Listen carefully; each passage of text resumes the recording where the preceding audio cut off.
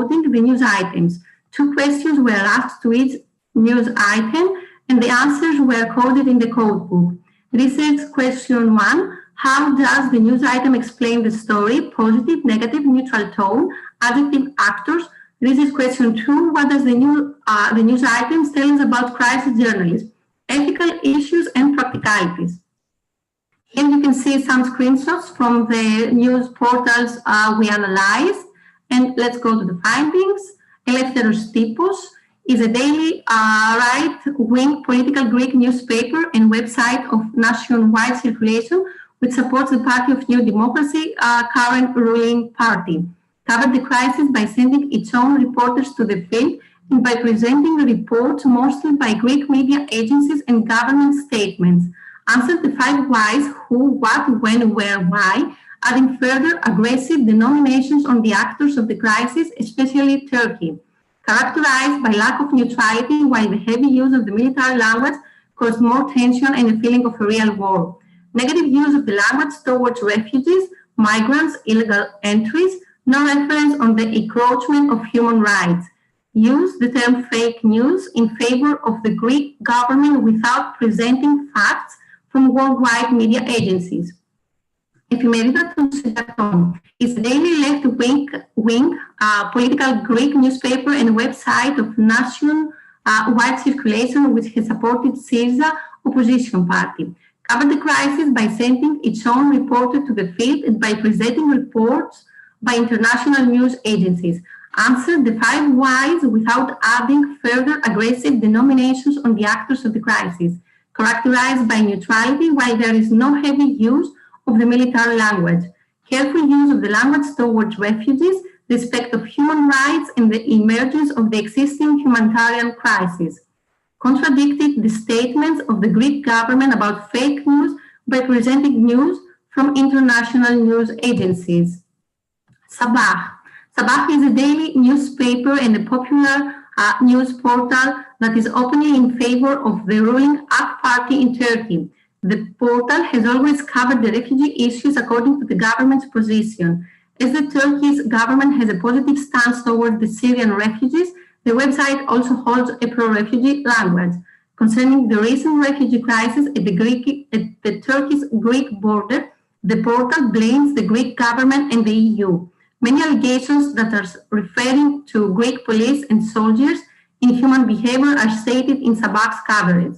The portal uses militaristic language in some items while explaining landing operations to Greece.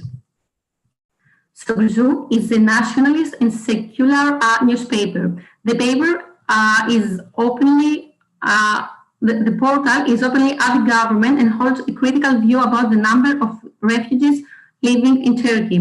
The portal usually uses negative development as a tool to criticize the government. The coverage about the crisis is relatively weak in Sogzu. The website often uses reports prepared by news agencies.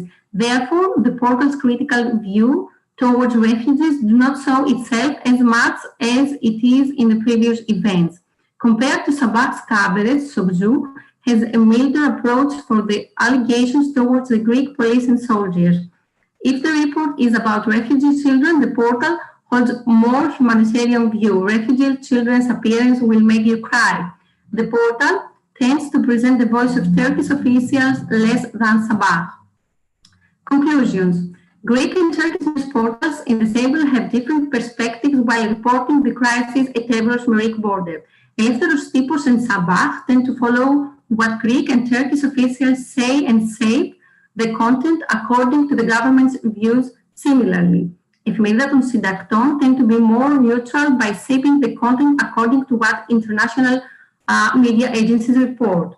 In Sabah's coverage, Greece and the EU are shown as the antagonists of the events, and Greek border guards are represented as the reason of the violence in the region. However, Eleftheros Typos accused Turkey for the crisis. Concerning the practice of crisis journalism, Eleftheros Typos and Sabah can be seen as active news producers in the crisis area. Sogzu often use news agency reports and prefer to produce news by its own correspondence by the Aegean, so not at the land border between Greece and Turkey. Εφημερίδα των Συντακτών cover the crisis by sending each own reporter to the field and by presenting reports by international news and photo agencies. It is remarkable to note that it uses photos from both Greek and Turkish photographers. Thank you very much. Thank you very much, Ioana. So in this session, we have all the presentations. Our last two presentations will be at the last session of the today's program. If you have any questions, we have, I think, 10 minutes left. Does anyone have any question to ask? I think no. Then we can proceed for the next session. Thank you for everyone, for the presenters. Now I will leave the floor to my colleague Simge Süllü-Durul. The next session will be about digital media. Thanks for everything. Have a nice day. Hello, everyone. Since we didn't have any questions for the last session, and we were missing two presentations, the other one ended a bit early. But if you like, we can wait for 3 o'clock to start the session. Simge, Leonardo just texted me on WhatsApp. Leonardo texted me on WhatsApp, and he said that they're going to present their work today at 6, I guess, the last session. So they will be presenting today. Yeah. So Okay. Meanwhile, maybe we can play our slides, the photographs of the archive, if you want. Yes, of course. I think we should start at 3 o'clock. Okay, then see you at 3. Okay.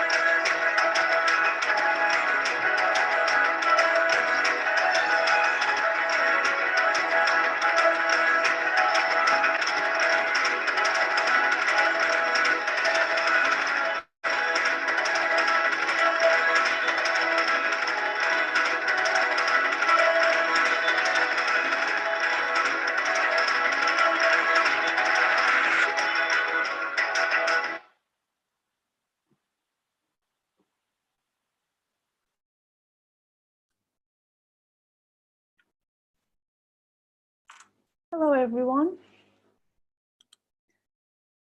I hope we're all here. Maybe it was good that we had a 10-minute break. I can hear you at least. Okay. Well, our session is about digital media. We have 5 speakers, including myself.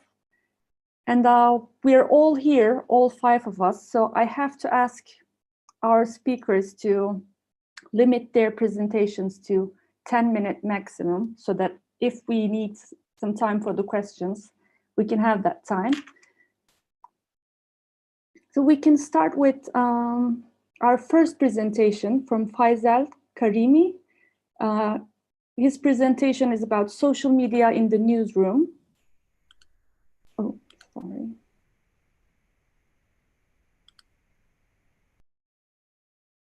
I am trying to unmute you, but just a second.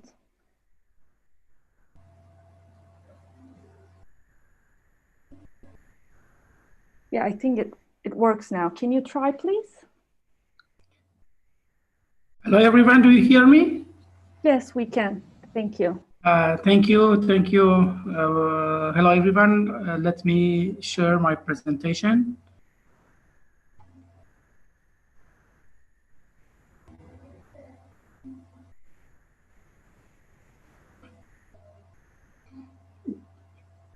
Do you see my presentation? Yes, we can. And if you like, you can click full screen for your presentation. Thank you. Hello, everyone. This is Faisal Karimi, Assistant Professor of Journalism at Harvard University in Afghanistan. My paper is about social media in the newsroom, exploring the Afghanistani journalist motivation for using Facebook as a professional tools.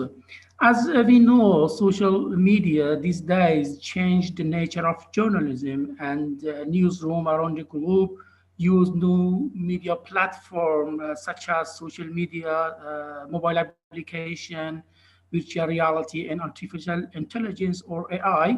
The news industry these days heavily dependent on these 2 social media giants like Facebook and Twitter, and also YouTube as well.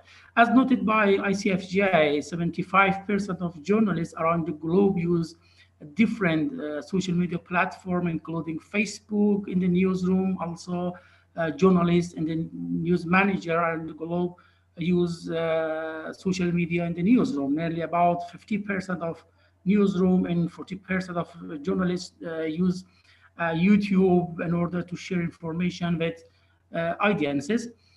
This study aims to explore the motivation of Afghanistani journalists for using Facebook as a professional tool through the lens of the user's identification theory. Also, this study aims to understand the reason behind using journalists using Facebook, and also identify journalists' perception in how they use Facebook for journalism practice, and also aims to determine the types of gratification obtained from using Facebook by journalists. There are many relevant studies regarding using social media and journalism practice. Majority of this research say that journalists use significantly various social media for information dissemination, breaking news, information sharing, promoting user stories, finding news idea, news sources, monitoring the routine activity, interact with audiences, and also news interpretation and advocacy. These previous studies supported the idea of using social media by journalists for journalistic practices. In Afghanistan context, it has not been conducted any specific academic research regarding how Afghanistani journalists using Facebook, but in some general studies regarding social media has briefly mentioned that journalists and news media are using social media for journalism practices, as research that has been carried out by Halvat-Gat 2019 found that the Facebook is bringing a revolution in news dissemination through the country. And currently, all mainstream media in country have Facebook account, and also journalists has Facebook profile and Facebook pages, which is mainly used for obtaining idea from audiences.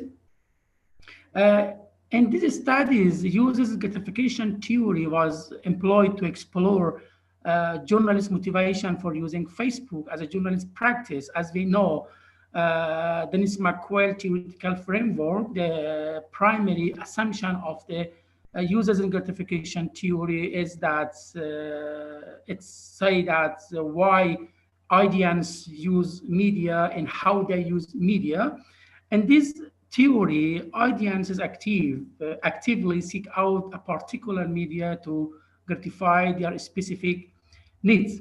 This study aimed to address the following three research questions. The first question of the study was that what are the motivation of Afghanistani journalists for using Facebook as a professional tool, and how Afghanistani journalists use Facebook for journalism purposes. And finally, the last question was that what gratification do journalists obtain from using Facebook during the journalist practices? And this method, qualitative research method, was conducted by me. The research instrument was in-depth interviews by addressing semi-structured question. The question was with 8% question in probes, and I ask the same question from same order from the research participant. Purposive sampling strategy was conducted to recruit the study participants. 40 journalists at the national level through Afghanistan were recruited to be the research participants. Prior the interview, all the participants were contacted through email and social media. The purpose of the study briefly mentioned to them, and they studied the research protocol, and also they signed the informed consent form for ethical consideration of the study. The qualitative data was collected through the in-depth interview with open-ended question. The interview was conducted from May 27 up to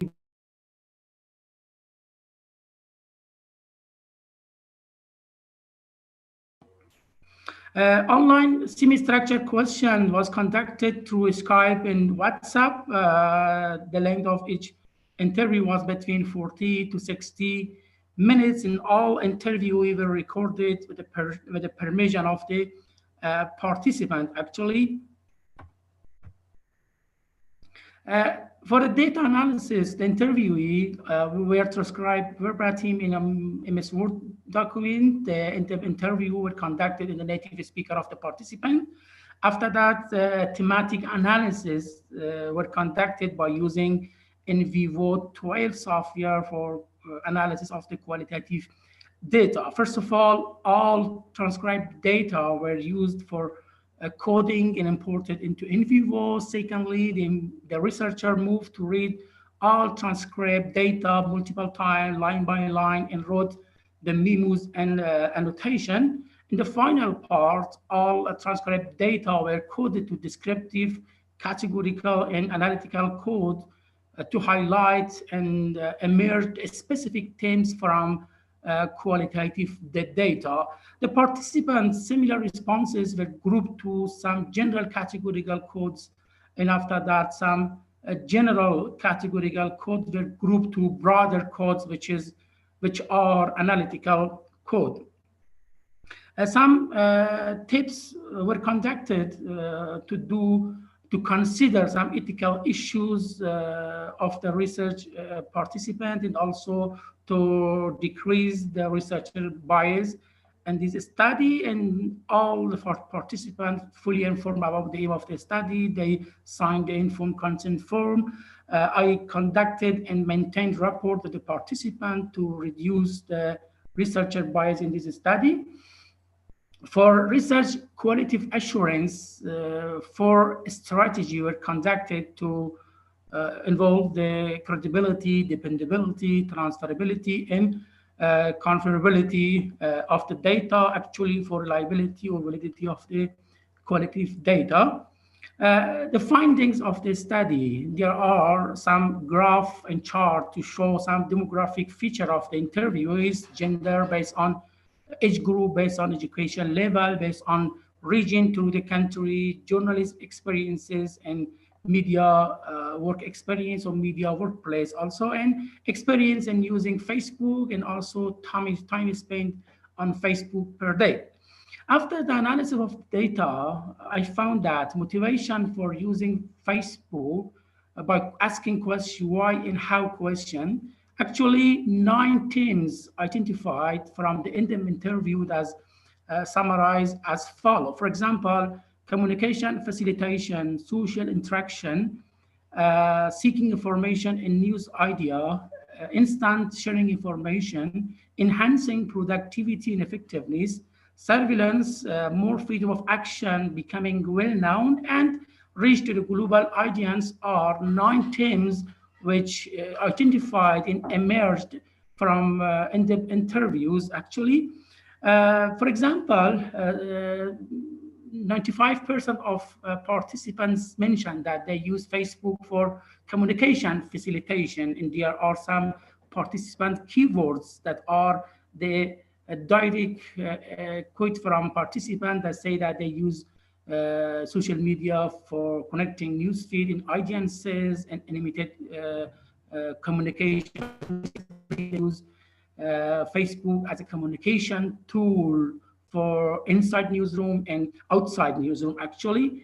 90% Karim, I would like to ask you to sum up. You have less than a minute left, if possible. Okay, Thank you. Okay, let me tell you. Yeah. The other thing was social interaction. The other motivation for using Facebook is seeking information to find news idea and collect news idea. And also the other motivation was instant information sharing, to share news idea and as a two-way storytelling tool for breaking news and also live reporting on Facebook. And also the main interesting thing was that enhancing productivity and effectiveness, participants believe that they enhanced Facebook, helped them to enhance their productivity in journalist field and to become an effective journalist through social media. And also surveillance was another thing which indicate the watchdog role of journalists on Facebook. They use Facebook to identify the people needs and people expectation. Also, more freedom of action is another motivation for using Facebook. They believe that in social media, they have more freedom than mainstream media that they work. There are a personal space for sharing information without any censorship, without any limitation. But inside newsroom, they face with different limitation in the newsroom. The other motivation is to become well-known. Most of the journalists, they use Facebook to upgrade their professional status, to get known more by people and become a famous journalist, and to use for attaining recognition inside media. The last theme was, which was emerged from the study, was reach to global audiences. They believe that they work in a local media and mainstream media. Right now on Facebook, they have reached to the global audiences through the world. Right now, they are global journalists and new media platform provided a global space to share their news story around the world. Right now, 3 types of gratification were obtained from using Facebook by journalists, actually. There are social gratification, utilitarian gratification, and content gratification also. Discussion and conclusion. This result suggests that Facebook seems to be extremely gratifying platform for journalists using it as a professional tools. The study evidence suggests that its journalists motivate, identified as expected and unexpected them that strongly have been used. Facebook has become as an alternative platform to maintain journalist professional independency and freedom of action. The analysis and finding of this study suggests that productivity enhancement is the most valued gratification of journalists for using Facebook, because the ownership and monopoly of some types of news, such as breaking news, have been taken from journalism and transferred to audiences. This finding consisted with the previous studies, which mentioned that journalists have a variety of motivation for using Facebook as professional tools. This study supported and consisted with the previous studies. And also this finding further support the idea of journalists using various social media platforms like that in the previous studies. There was several important limitations need to be considered. Dear colleague, thank you very much. If there's anyone who's curious about the limitations, they can ask you privately. Thank you very much. The conclusion, the last presentation, this study contributes to existing knowledge and attempt to fill the knowledge gap in several critical ways, because the study presents comprehensive and in-depth information on how and why journalists use Facebook, and these studies support the component of the users gratification theory in new media studies, and also add some novel insights into the users gratification theory. For example, enhancing productivity and effectiveness, more freedom of action, becoming well-known, and reach to the global audiences are some novel insights to the users gratification theory, which has not been founded in the previous studies, and this is the thank you very much. Support the previous studies. Thank you for a very comprehensive research. Thank you very much. Right now, I am going to share my own screen because it's my turn to present. I'll just...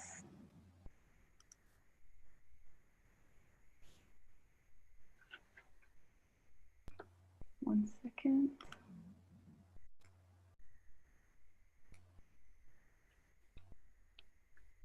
Yes, I hope you can see my presentation. Since I am the moderator myself, I will try to keep myself under 10 minutes, hopefully. I would also like to remind everyone that I can't see the chat box right now. So if there's anything urgent, please unmute yourself and ask, please. So yeah, my topic is misinformation in baby boomers' WhatsApp messages. As a start, I would like to give some information about misinformation in Turkey. 63% of adults in Turkey mention that they're concerned about what is real and fake on the internet,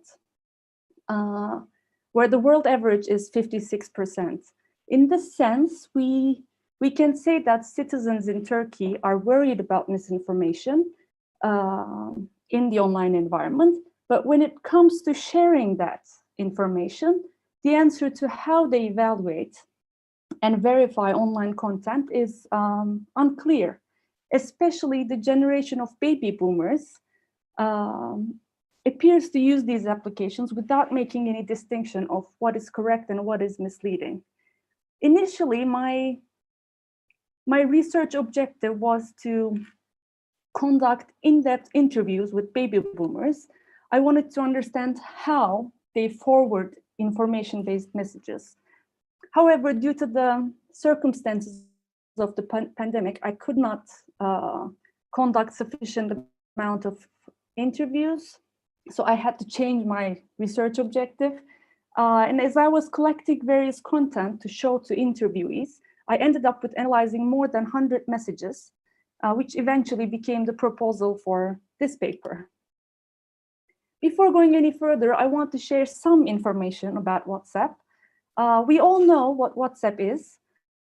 The application has 1.6 billion users worldwide, and it is the world's most used message app with the number of 65 billion daily messages. Regarding the statistics in Turkey, social media penetration is 64%, and WhatsApp is the third most active social media platform by 82%.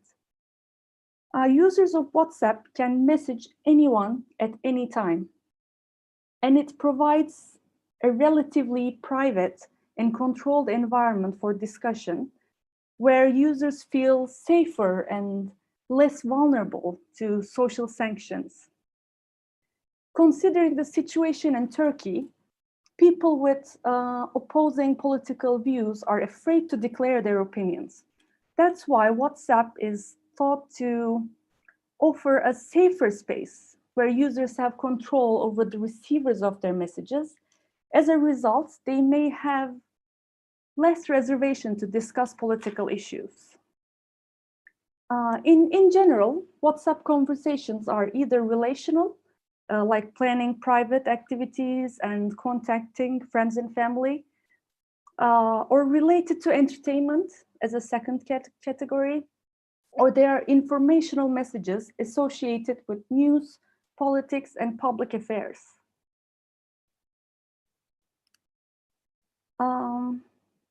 Even though WhatsApp is thought to be a politically neutral platform, it is used to spread fake news, misinformation, and politically polarizing content.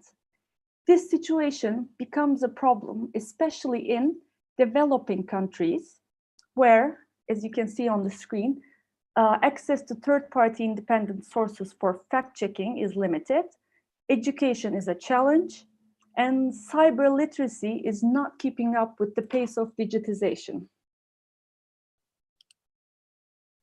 There are some studies that focus on detecting fake information on WhatsApp. One of them lists the common features of such messages. It's about text-based misinformation. They basically ask you to forward the message. There is a threat if you don't forward. They include fake sources. They lack an author or origin and a clear point in time. Another study shows that messages that contain misinformation tend to be more negative and include words like attention, warning, look, please, or listen. Moreover, messages with misinformation are shared more times by a larger number of users in more groups, which points to a much more viral spread. Regarding image-based information on WhatsApp, there are four main types of message content. The first one is old images. The second one is memes, manipulated images. The third one is manipulated images. And the last one is other fake images consisting of health scares, fake alerts, and superstitions. What's even more striking about images is that 13% of all shared images are known misinformation. That is a very big amount. All of these studies mainly focus on monitoring messages on WhatsApp groups and detecting fake content or misinformation. They also develop machine learning approaches to do so. What I have done is analyzing the messages myself. So I would like to share some examples with you from my findings. I have only collected forwarded messages circulating in WhatsApp groups that mostly consist of baby boomers and evaluated the content. I want to start with an English text because this is the only one I have. All the rest is in Turkish. I apologize for that.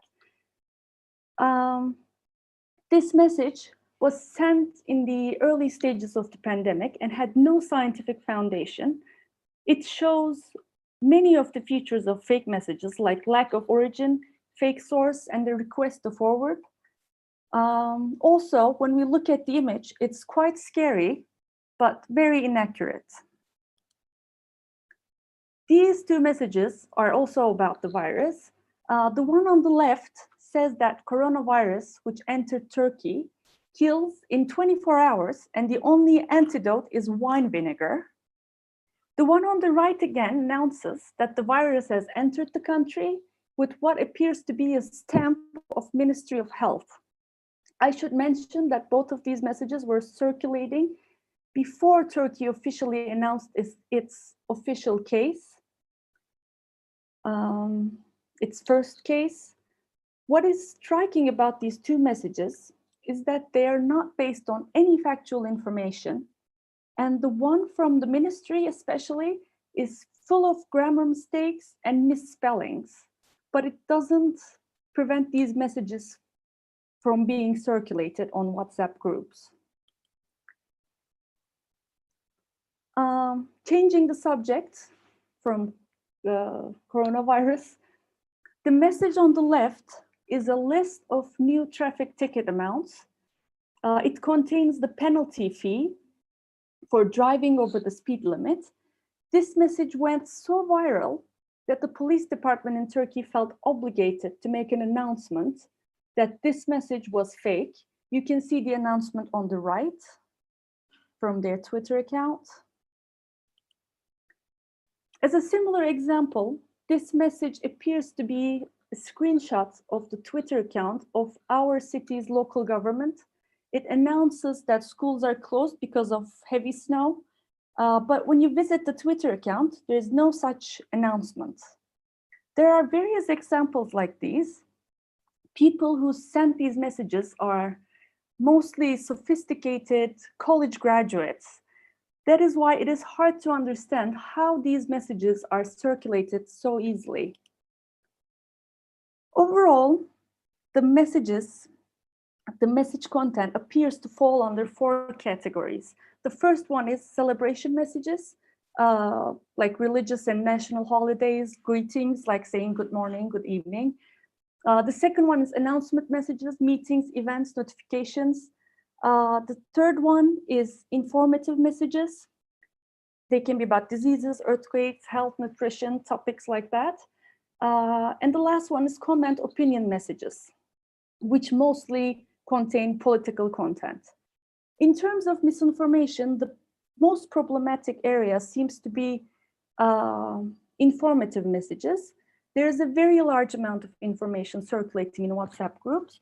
And for now, we do not have a reliable mechanism to determine what is fake and what is genuine. I would like to end my presentation with an interesting fact. A study conducted in India reveals that boomers are addicted to their smartphones. You can see the percentages on the screen, and 72% of them use WhatsApp. So based on these results, it is apparent that WhatsApp is frequently used among baby boomers. But even though they might be addicted to their smartphones, it does not mean that boomers are influenced by the technology like younger generations. There are studies that show that older generations like baby boomers are affected less compared to millennials or Generation X members. When it comes to WhatsApp discussions, in terms of politically related behaviors, because they were politically in a world without the internet. It may also be the reason why they casually forward every message that comes their way, because they're not affected by the messages, so they do not really care. This why they forward these messages will be the topic of my very next research. Thank you very much for listening. I will try to end my screen.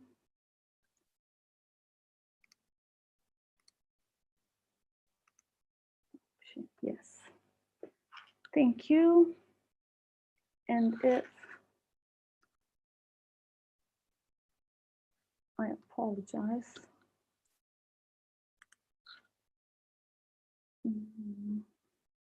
I am trying to find our next speaker. Yes.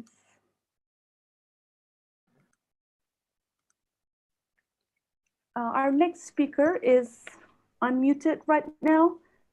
Ion Miklea. I hope I'm pronouncing it right. If not, please correct me. It is correct. Thank you.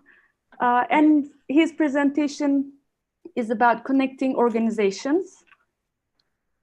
The floor is yours. Thank you. You see my my screen? Yes, we do. You can click full screen if you like. Perfect. I'm Ioan Micla. I'm a PhD candidate of the Faculty of Journalism and Communication Sciences from the University of Bucharest. And my presentation for today says that the organization needs to be connected. In this case, I would like to talk to you about the National Health Authority and the media in a case study on the swine fever crisis in Romania. Some introduction word. According to the Romanian National Institute of Statistics, Romanians consume more than 77 kilograms of pork meat per year. In the summer of 2018, the National Sanitary Veterinary and for Food Safety Authority found in some farms from Romania some pigs infected with swine fever. Those farms delivered pigs to many supermarkets and hypermarkets in Romania and also in other countries. That's why besides Romania, Netherlands, Germany, and Italy, there were more than 14 countries that reported pigs infected with swine fever during 2018. Some literature review here about the crisis situations that are causing tensions and destabilization in the public sphere. Also, in a crisis situation, there are several actors active who all frame the crisis in a different manner. Also, the journalists who are the intermediaries between the organization and the public sphere choose which information to be highlighted and which to be excluded from the news they write. So the communication strategy is used in a crisis and influences the way people perceive the crisis. Considering that, when talking about crisis situations, we can find 5 frames. The frame of responsibility, which has the individual and organizational responsibility, the conflict frame, the human interest frame, the economic consequences frame, and the morality frame. And when we're talking about crisis situation, we can find 3 different clusters: the victim cluster, the accident cluster, and the preventable cluster. With this presentation, I aim to examine how the Romanian National Health Authority and how the Romanian media frame the swine fever crisis and to determine the level of crisis responsibility the Romanian National Health Authority and the Romanian media as a stakeholder attribute to the organization involved in this crisis.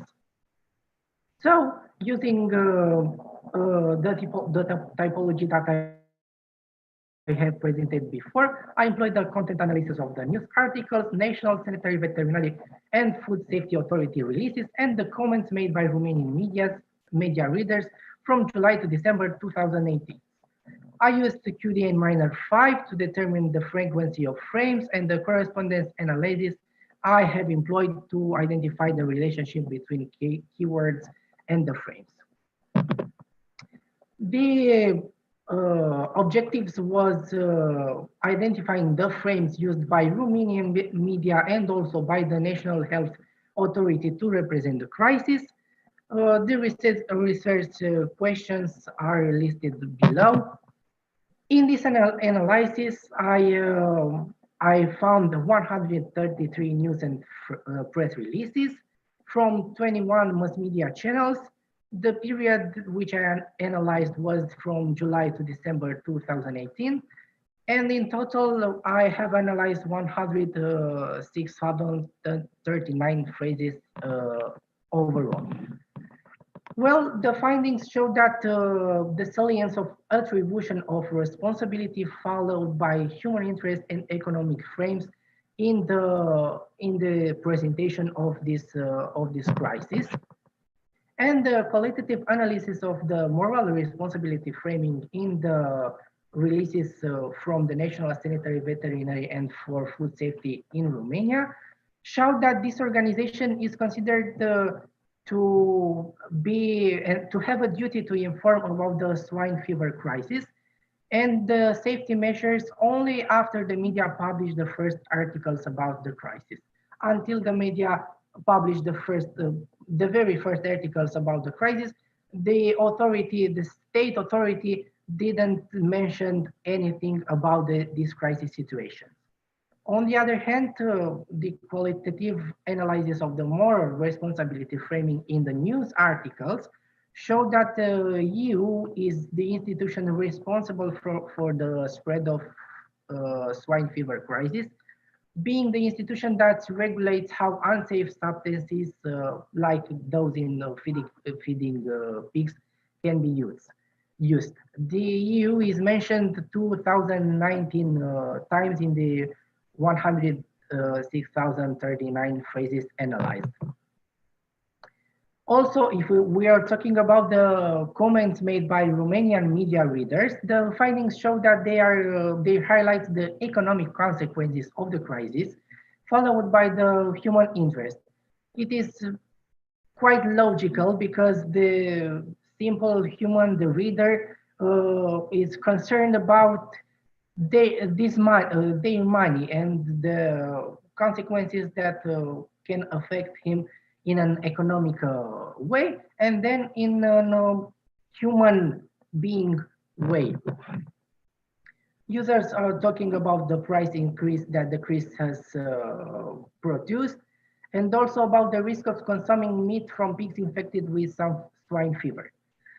So a conclusion: acting in the best interest of publics and accepting moral responsibility are two important aspects that organization and media should be aware during a crisis situation, especially when this situation implies the public's safety.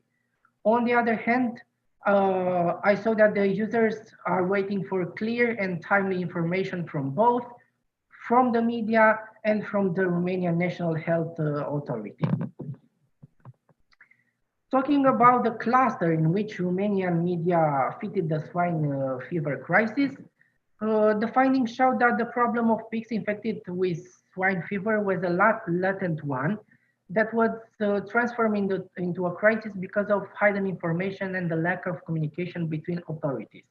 So the swine fever crisis was a preventable one. And I have found here two quotes from the two local newspapers. The second one says the Romanian authorities admitted they had knew about the situation as early as June, but they didn't not inform the public for nearly 2 months because of an ongoing criminal investigation. The goal of this study was to refine the crisis communication theory by taking into consideration not only the authorities and the media, but also the users when trying to understand the crisis situation. And this is the bibliography, and thank you for watching me today. Thank you very much for your timely presentation. Thank you too. I think you saved us a lot of time. Our next presenter is Safet Zeynullahu, and the presentation is about... I know it's difficult, but you should already have a view. You're not the first one to have that difficulty, so that's fine. Oh, thank you. Yeah, the floor is yours. You can start your presentation whenever you're ready. Thank you. Just a quick question. Do you have a view of my screen? Yes, but it's showing something. Oh yeah, now we can see your presentation. Okay. If you can click full screen. Try to make it a full screen, because that's the point when it yes, it's fine now. Thank you. Yeah. Thanks a lot. So I am Safet Zeynullahu. So the surname is difficult, but I won't focus on that now. I'm a PhD student at the University of Pristina, so I come from Kosovo. So I am. My apologies. Before starting, your video is off. If you like to. The problem is it's not working on my computer at the moment. Oh, okay. I didn't know it was on purpose. Okay. I tried it, but it's just showing a blank screen because that's the reason I joined also before the session started. Oh, okay, that's fine. Sorry about that. Yeah. The topic that we are going to speak today is the internet, media, and public, and the report of mutual deception between the two. So basically, I have gone and analyzed and gone on a deep research to understand the relation between the traditional media. So considering traditional, the newspapers, radio, television, and the nowadays social medias. We are treating and seeing a complex relation between the media and the audience at the moment that we are trying to understand the distance between the people who are informing and the ones who are receiving the information. So that has changed a lot in the last couple of years and has also brought several new ways of engagements among them, which are a topic of analysis. The main answers that I have tried to answer with the research is to really understand on what is the absolute minimum limit that the media has reached in regard to the humiliation towards the public, if it can be called so. And the second question is the reader or the public seeking to fully take control of the media? That's just a second, please. So that is why we have also called the paper "The Role of the Audience in the New Media." And there was in the past there was various researchers who have applied different methods to really try to measure and examine what is the real impact that the media is providing to the public. That would be based on different media types that were used at that time. And in the other hand, there was quite some intensive research done to measure the impact that the television and the radio as traditional medias would have in comparison to the newspapers and the nowadays social media. Seeing that the attraction, attention, and the close distance that the end user is having to the current social media, we can clearly understand that the development of the technology has provided that to us. And when in the past we had boundaries on the way how the end user would communicate to the medium who is providing the news, it was quite more in distance with what we currently have in social media, when we barely see no boundary between them. There is a research and an essential element which has been measured. So basically, with what we see here is an action which is highlighted here. We're saying that they record something and circulate it immediately to the whole world. So we see nowadays the benefits, but also we see the risky part of it. So this leads to a question: is the source of the news that we are listening or seeing really validated? So is it trustworthy? There were also in the past some dilemmas when we have seen traditional media losing credibility on several cases, when even employees or journalists came up for the public saying that they were regularly deceived readers with frequent acts of journalistic deception for months, even before they were caught and brought to kind of a justice.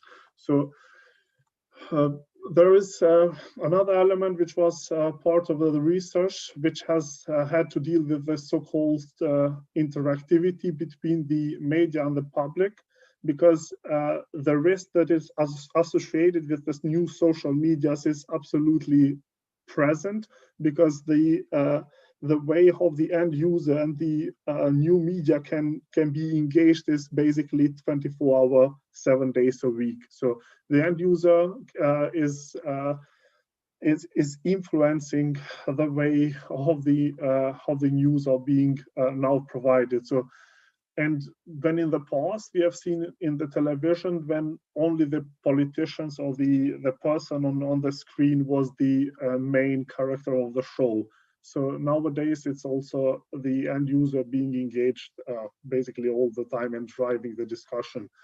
A new sample our research that we have done is, so basically Kosovo, it's the among the first countries potentially in Balkans that there are no newspapers at all being delivered nowadays, so as of last year. But even when there were newspapers before the last year, they started to remove the sections where the engagement between the reader and the person who is providing the news was there. So there was basically no section where an end user could interact with the newspaper. In the next slide, I'm going to present so what's the reader's full freedom, because having all-in-one outlet and having a kind of a home theater which is enabled by the cable networks and especially the internet, it's kind of like having a home library, which enables us to make the best use of the internet, but in a different way. So that has completely changed with the introduction of the triple W, which is basically a replacement for the internet. And all this relationship nowadays, after the research done, I can simply call it as experimental. So there is no final statement that could be provided to the in regard to the relationship between the end user and the nowadays so-called new media. So, as I said, the traditional relationship between the media is almost inexistent. The newspapers have been removed. The small interaction between the television and the radio is there. But that's the good part of it, that's only has happened in Kosovo, and in the regions, so in Albania and North Macedonia, there are still newspapers, and also there are still ways to interact even with the old media with separate sections which are placed there.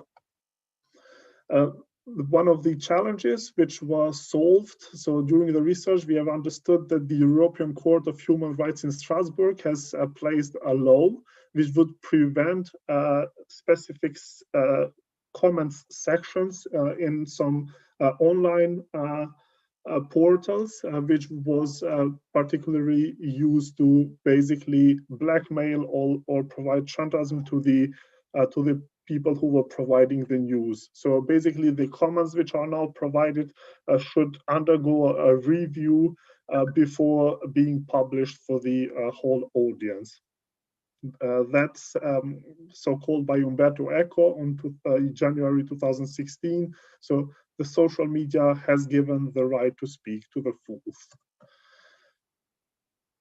Certain influential people from politics, sports, businesses, musics were always part of those targets from the comments that the online media readers are doing. So they had an open battlefield, and they had basically just a few ways of defending themselves from the comments that almost everyone could shout at them.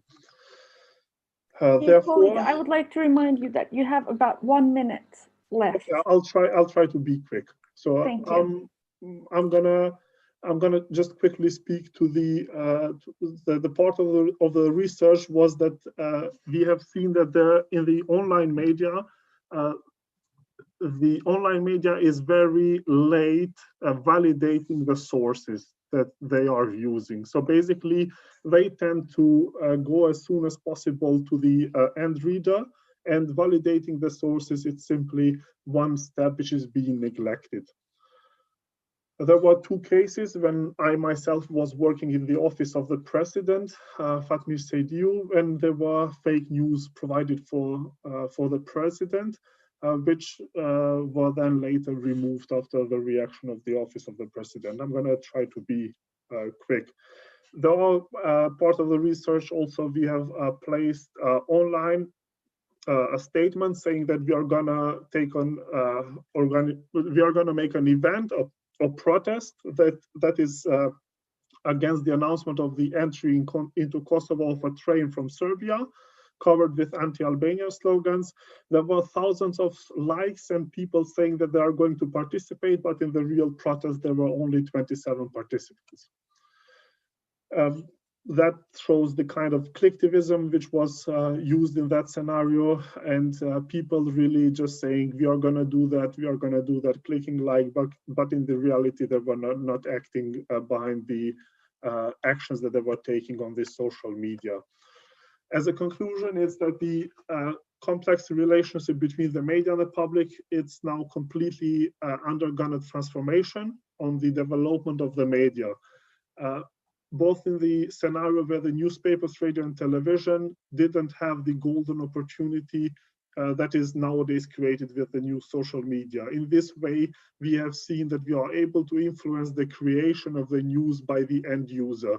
Basically, the news that are being now delivered are being straightly delivered from the end user interaction.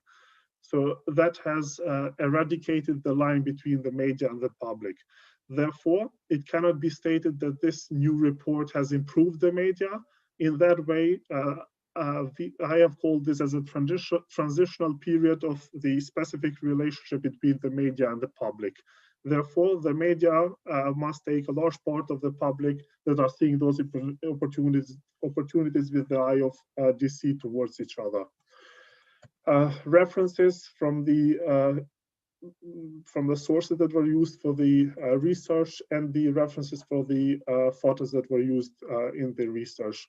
I kindly ask you to use the email address provided in the beginning to reach out for any questions. Thank you. Thank you very much for your presentation. I'm going to stop sharing my screen. I stopped your Perfect. sharing, if that's okay. Thank you. Our next presentation and final one in this session is from Irina Skendo. I've unmuted. Hello. Hello. Hello, everyone. Thank you for providing us this interesting and great opportunity, taking part in the symposium. So I am trying to share my screen.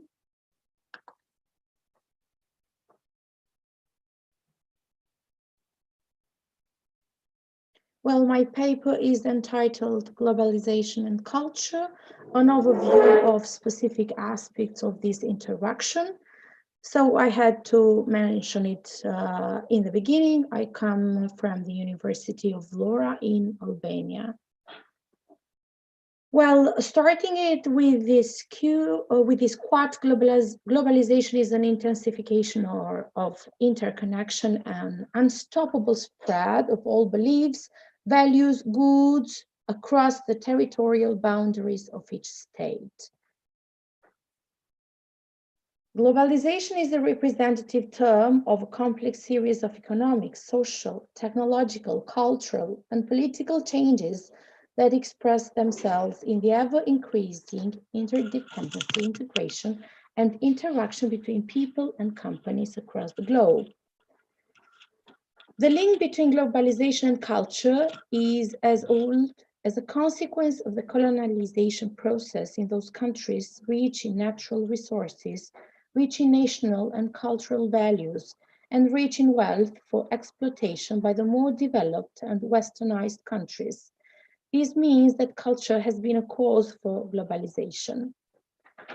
Globalization and the interaction of people It should be emphasized that there has been an ever-growing interaction among people for exchange of values, including even positive and negative effects at the same time. Positive because countries, cultures are known to each other, but negative because the process of globalization is affecting them so as to lose the cultural identity of a country.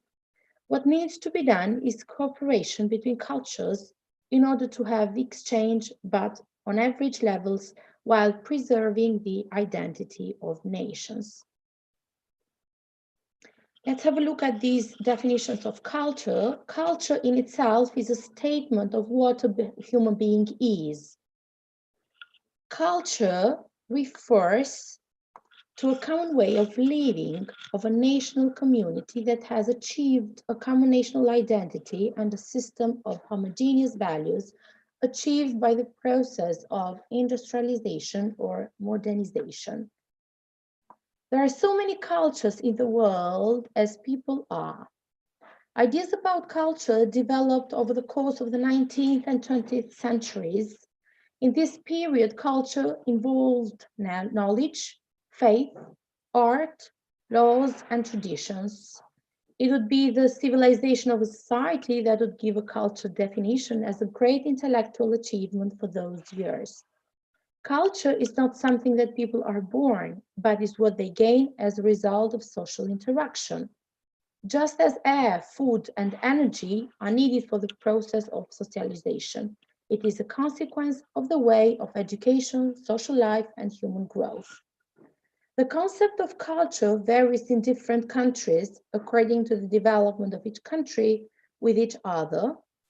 There are aspects such as tradition, race, color, civilization, the way of life, and ethnicity that bring about change and relativity.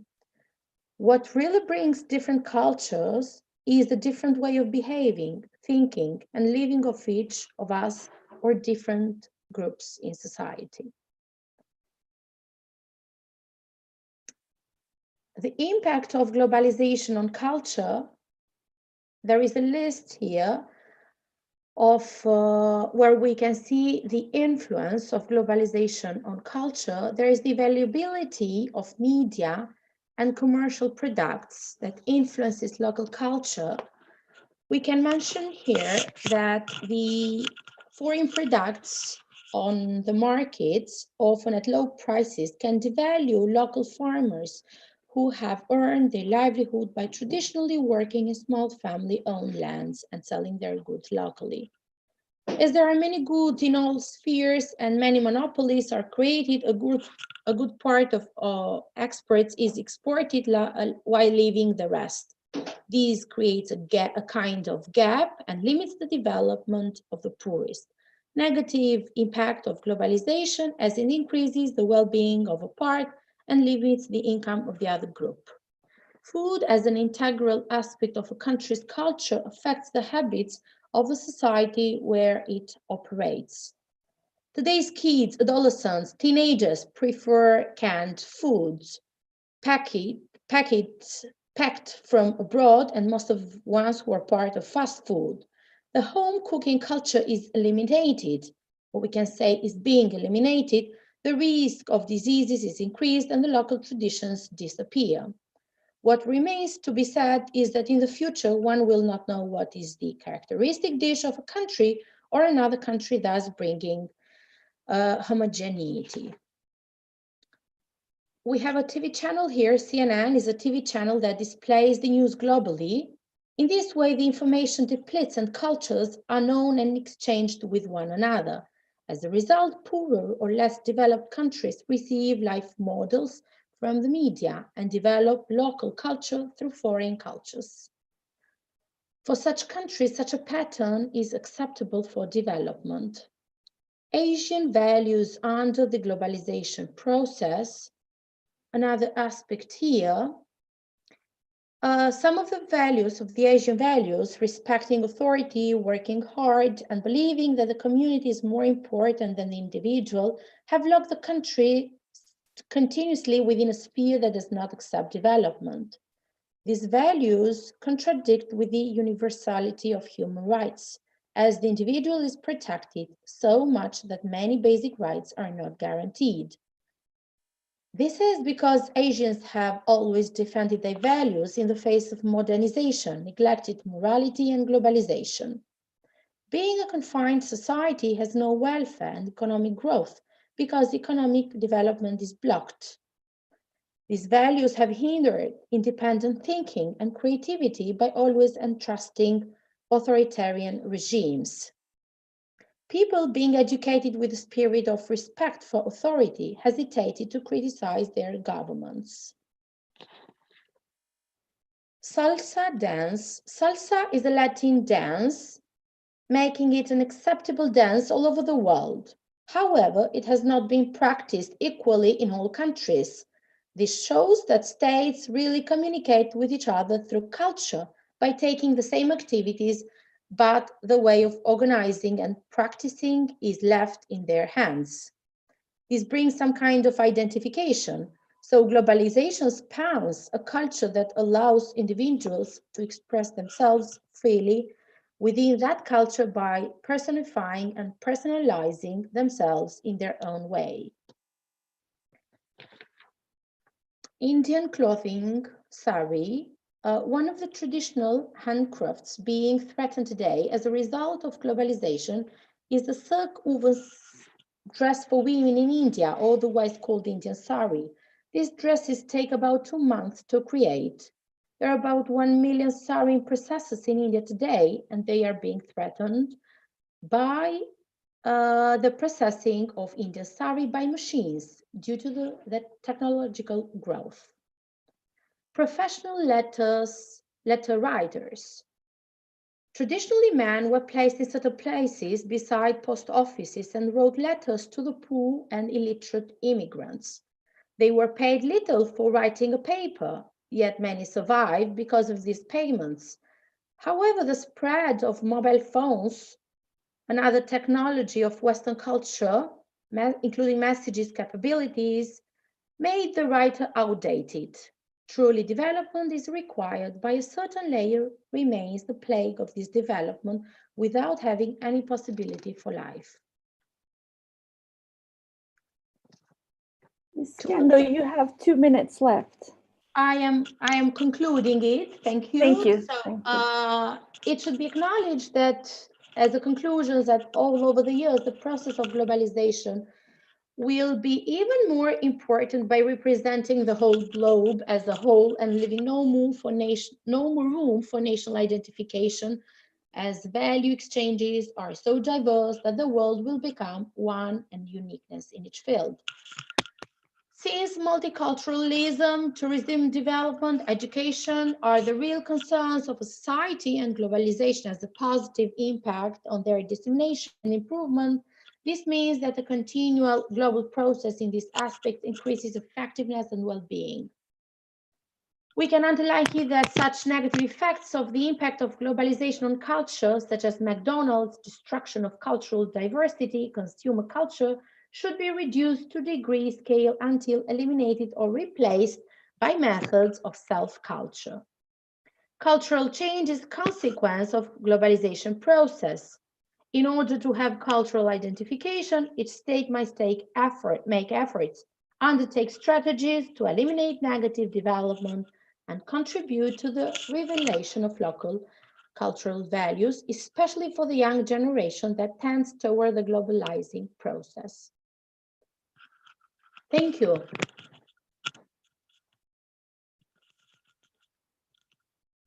Thank you very much for your interesting presentation. Thank you.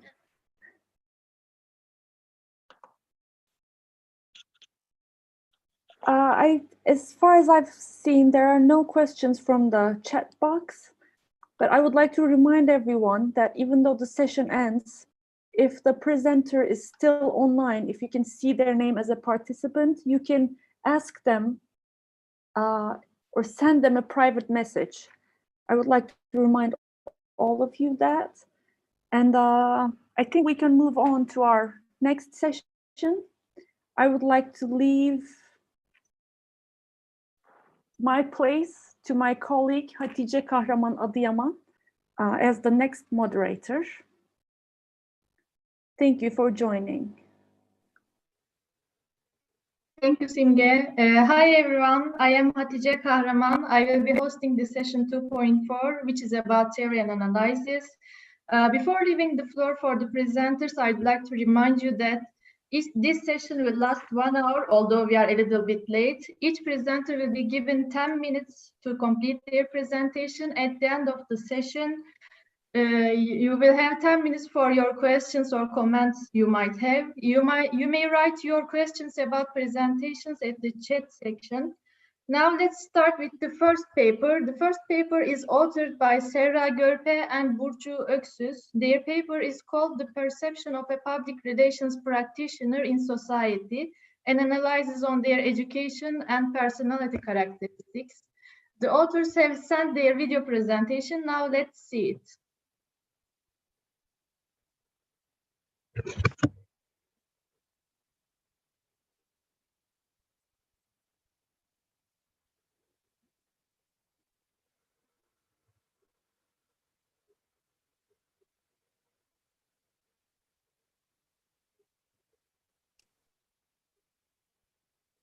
Hatice, we can't hear the video.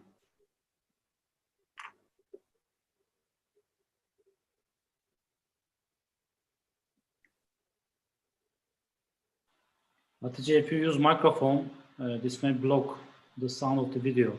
Can you switch off your microphone?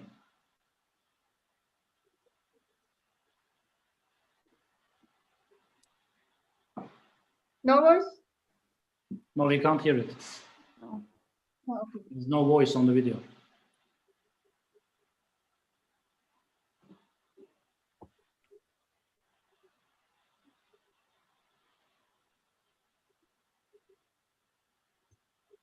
If you want, I can try.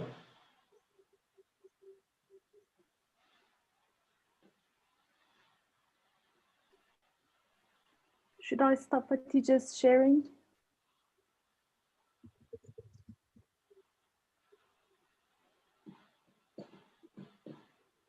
Hatice, you may stop sharing and then I will try. I've stopped it. Okay, thank you.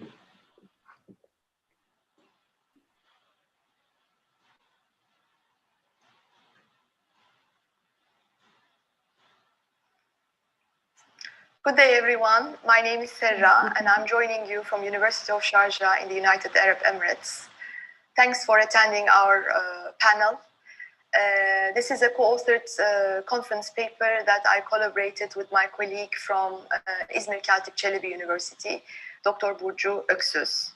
The title of our paper is The Perception of a Public Relations Practitioner in Society, an analysis on their education and personality characteristics.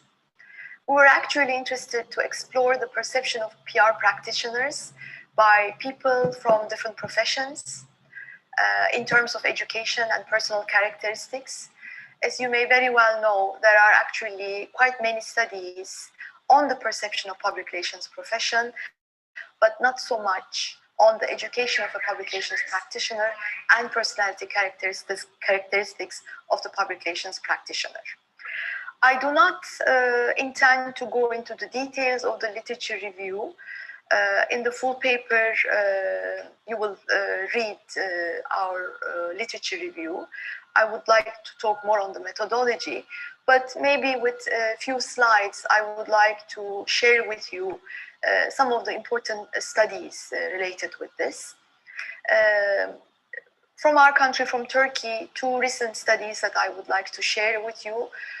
One is on the perception of public relations profession in the society, example of Elazığ City by Tan Yıldız and Ataykaya in 2019. And then another study in 2017, which looks at the attitudes and perceptions on public relations profession of relatives of students who study public relations and publicity programs. This paper by Elizabeth Toth in 2014 looks into the professional characteristics expected by entry-level PR practitioners. thinking critically, creatively, independently, take on new tasks, accept criticism, punctuality, accepting responsibility, time management, following instructions, attention to details, willingness to learn are the characteristics expected from that group of PR practitioners. Another study by Callison and his colleagues, the two important findings of the research was PR practitioners are seen positively as related to intellect and personality, but they were seen negatively as related to ethics, unfortunately. On this slide, you see the required personal competencies, a study done by the Russian Publications Association, willingness and ability to learn continuously, responsibility, attention, communication skills, proactivity, openness to changes. So those are the personal competencies expected from PR practitioners. Professional bond is a very important document related with public relations education. And I would like to share a statement from this professional bond study, which says that public relations education must be interdisciplinary, and particularly this should be in liberal arts and sciences. Now, our study, what did we do? We conducted semi-structured interviews with 30 people from different professions. We conducted most of our interviews through Zoom. Some of our interviews took place face-to-face, 6, and 2 we did this by phone.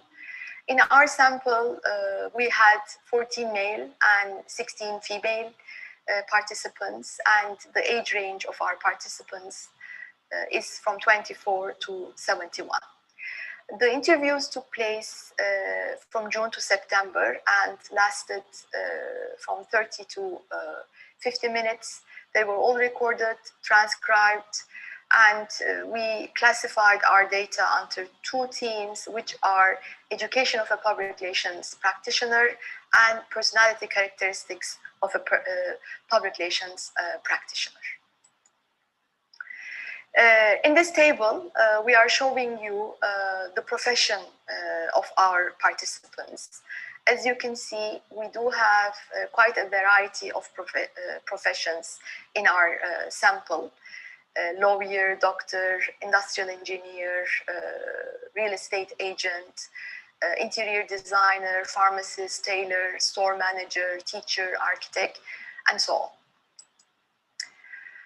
What are our findings? What can we say about this? Okay, in terms of education, the participants state that public relations practitioner should have a university education, and this should be primarily in communication, marketing, and psychology.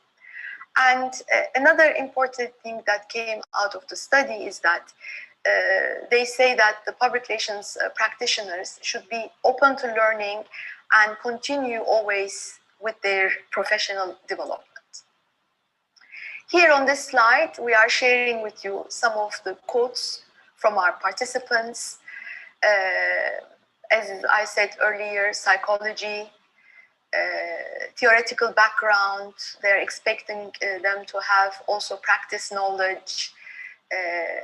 They are sharing with us that marketing, HR, and also emphasizing that they should be, have education in public relations and also in other related fields. In terms of the characteristics, those are the characteristics of that we gathered from our interviews. Communicates well, dynamic, patient, energetic, friendly, sociable, self-expressive, good listener, can achieve what he or she wants,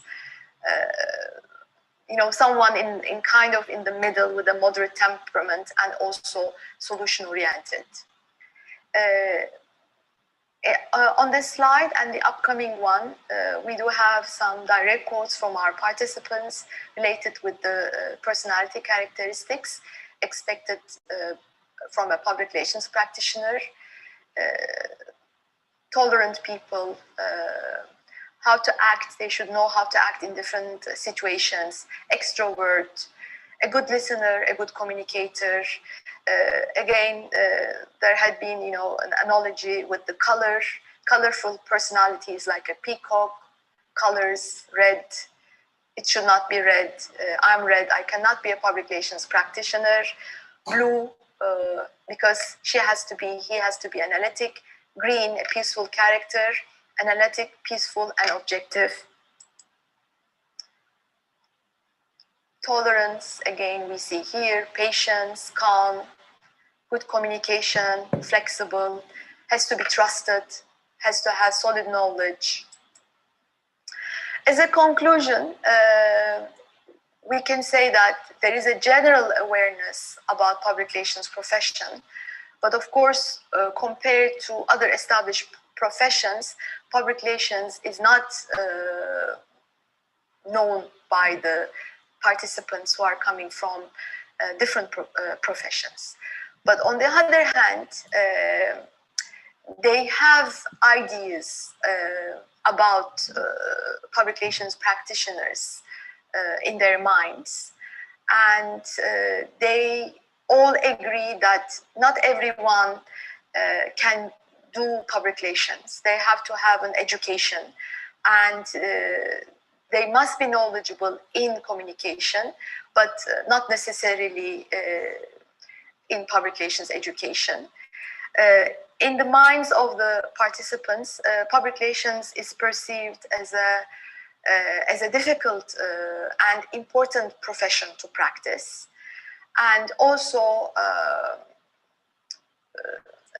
the personal characteristics, definitely a good communicator, extrovert, solution-based, and someone who can adapt himself or herself to situations.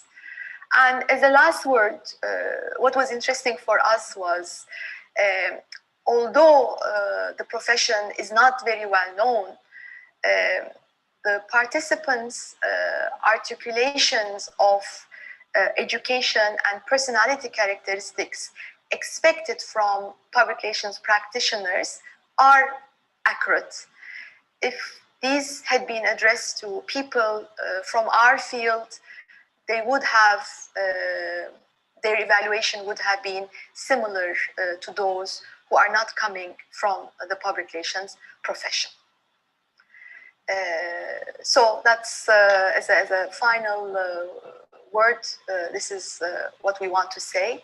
Again, thank you so much for attending our panel, and I'm sending you my warm wishes, and I wish you a very good symposium. Thanks.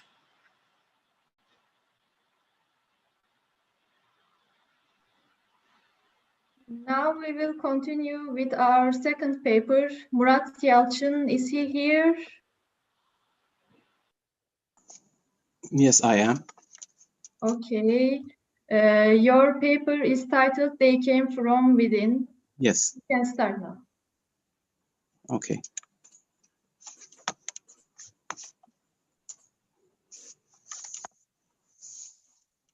Can you see my presentation on Yes. screen? Okay. Can you please make it full screen? Of course. Thank you. Sorry. Is it nice?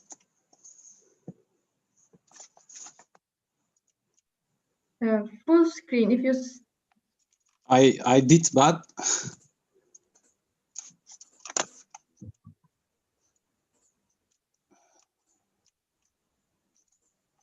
If everyone sees, it's okay.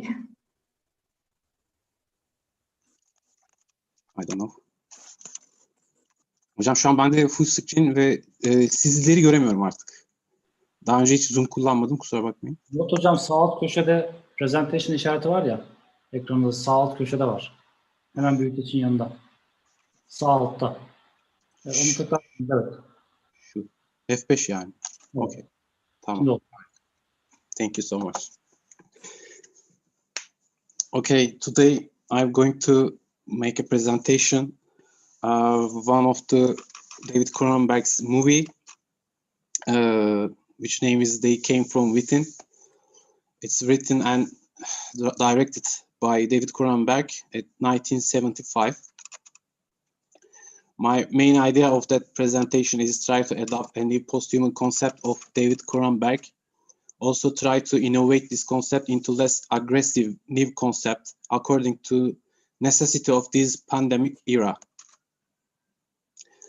Let's quick check about movie information. It is one of the earliest David Cronenberg movies, also known as The Parasite Murders and They Came From Within, and also for the French-Canadian distribution, Frisians. But before all that, original shooting title was Orgy of the Blood Parasites. It's a 1975 Canadian science fiction and body horror movie. It's 87 minutes long. What is body horror genre? Body horror or biological horror is a subgenre of horror that intentionally showcases graphic or psychologically disturbing violations of the human body. These violations may manifest through aberrant sex, mutations, mutilation, zombification, unjustified violence, disease, or unnatural movements of the body. Body horror was a description originally applied to an emerging subgenre of North American horror films, but has roots in early Gothic literature and has expanded to include other media. Mary Shelley's Frankenstein is the one of the most popular example of body horror genre. We can see all those subgenre specifications during the David Cronenberg's film.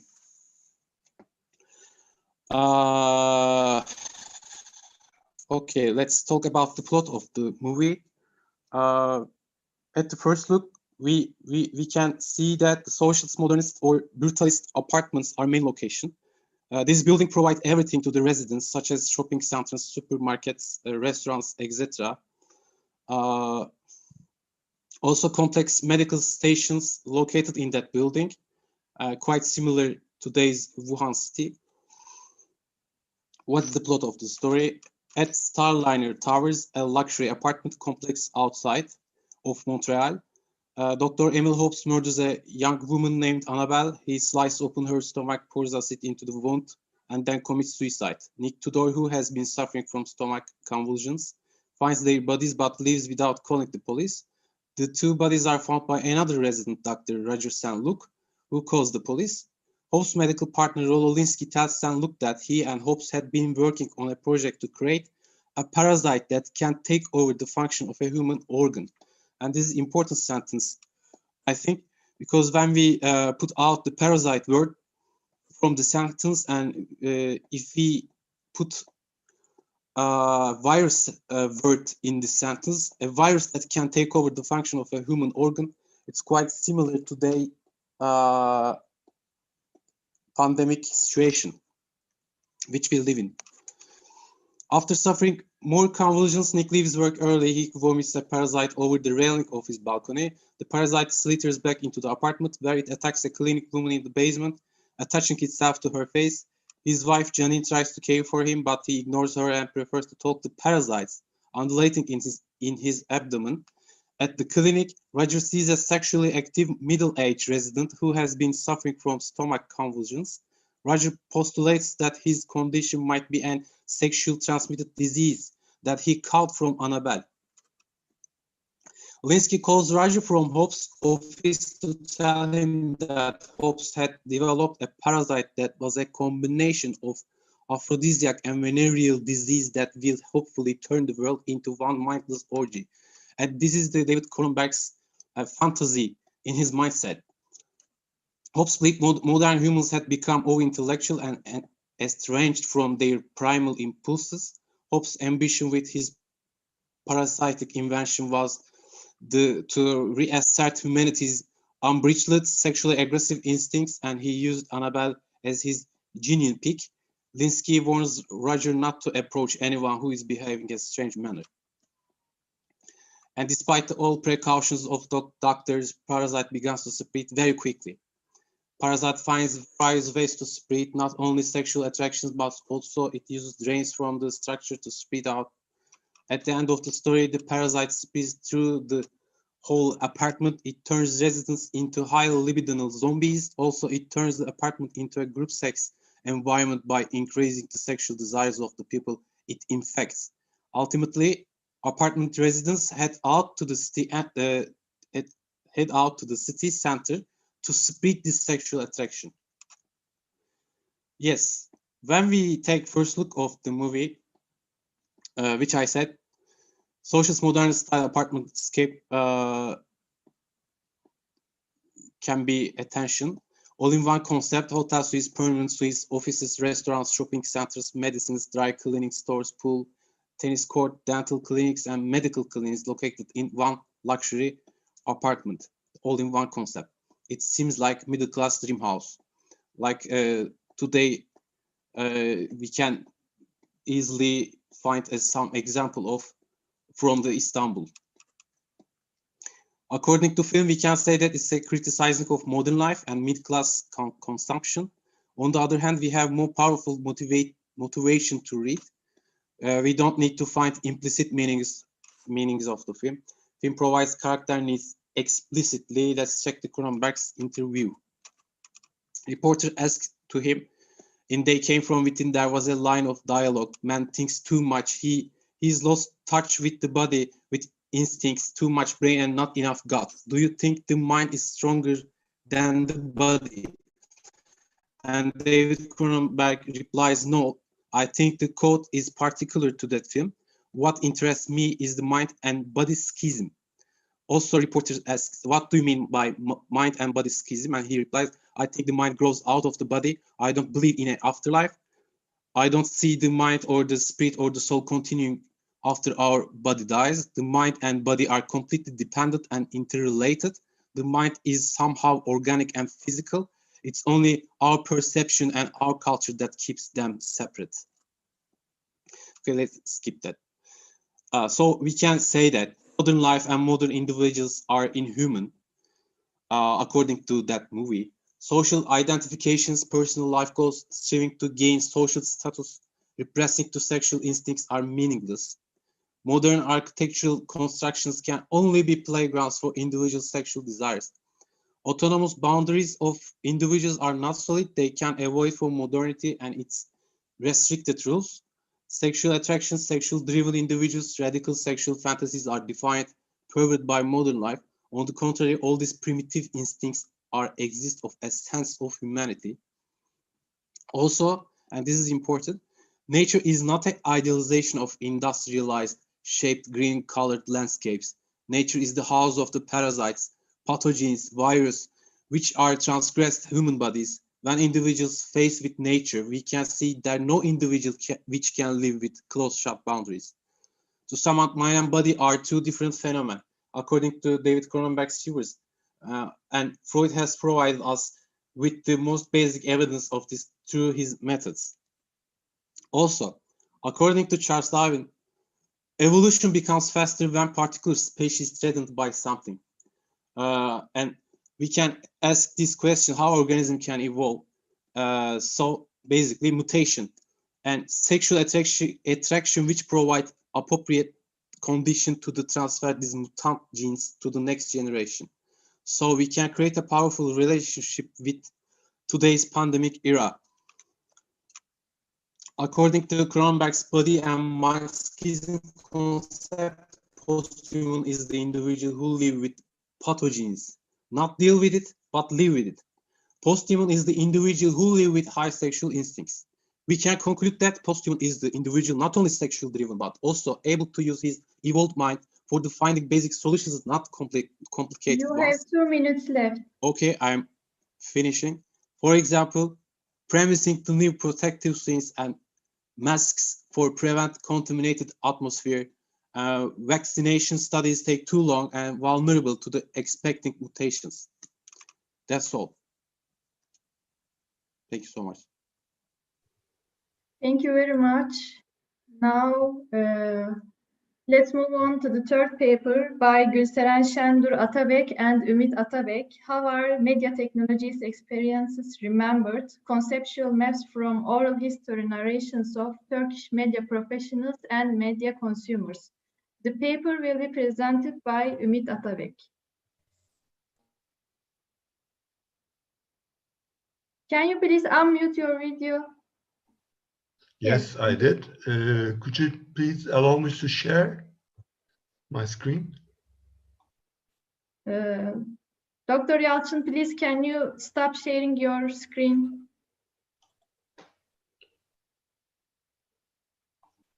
Thank Yes, you. I think, yeah.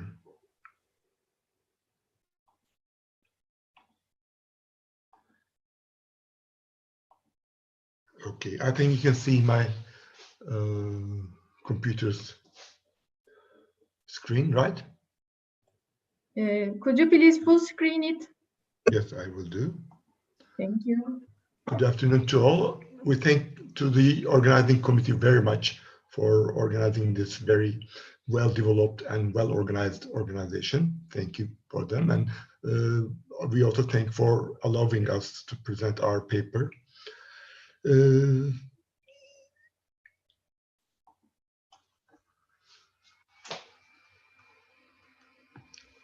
main purpose of our arkadan bir ses geliyor ama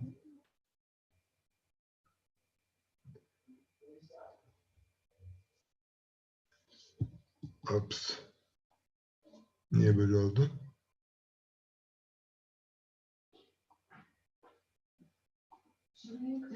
Ha? Öyle mi? Hocam şu an sadece sizin mikrofonunuz açık. Diğer mikrofonlar kapalı. Öyle mi? Şeyimi görüyor musunuz? Ekranı görüyor musunuz? Ekran görüyoruz ama şu an dosya açıyorsunuz galiba. Farklı kaydet yazıyor şu an. Şimdi çıktı hocam. Evet. Tamam. Şu an... Okey.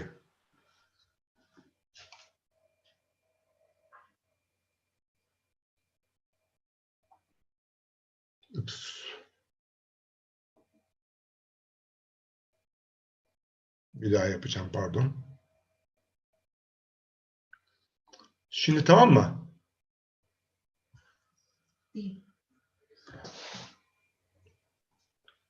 Ekranınızı göremiyoruz hocam. Let me just start with the purpose of our research.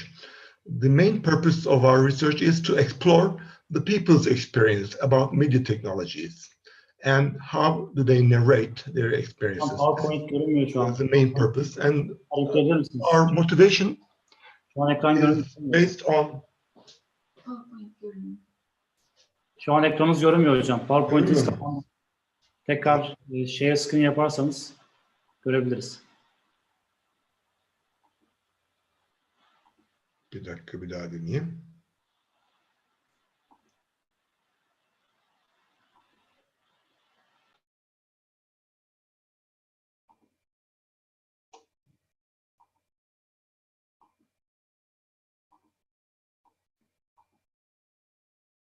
Sanırım şimdi sorun yok, değil mi?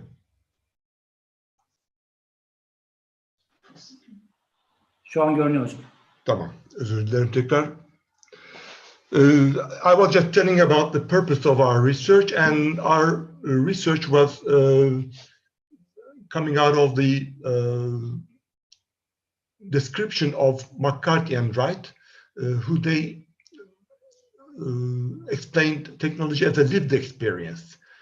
Their explanation was that the technology users, as social actors, they use technology, but also they live with the technology.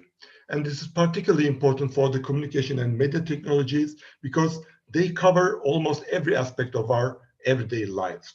And therefore, we have chosen as the media technologies, the communication, media communication and media and communication technologies as...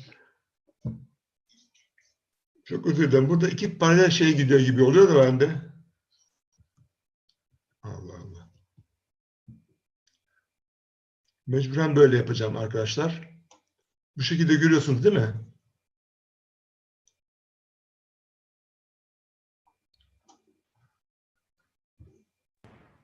Oluyor hocam öyle de. Tamam, bu şekilde yapayım çünkü bir sorun oluyor. Çalıştırdığım zaman kontrol benden çıkıyor ve kendi kendine hareket ediyor. Özür dilerim.